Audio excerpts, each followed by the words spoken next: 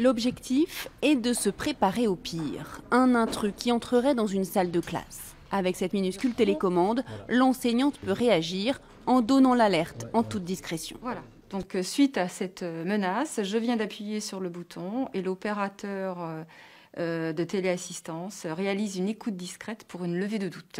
En effet, derrière ce boîtier, une société de sécurité à l'autre bout de la France écoute silencieusement ce qu'il se passe dans la classe. Un temps d'analyse que nous explique un opérateur à travers la balise.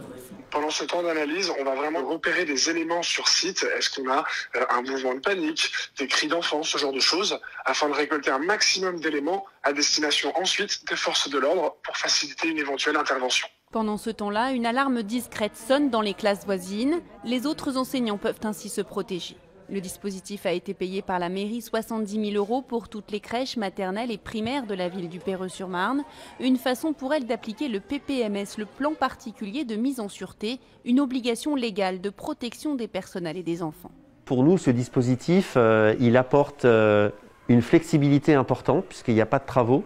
Il apporte une performance, vraiment je pense que c'est un outil très innovant, et la simplicité.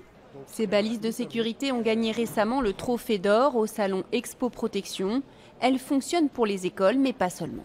On est effectivement sur d'autres secteurs, notamment la protection des travailleurs isolés, les contrôleurs sociaux, les infirmiers, la médecine du travail qui vont se déplacer sur site, tous les commerces. On a vraiment une variété de clients qui est assez importante.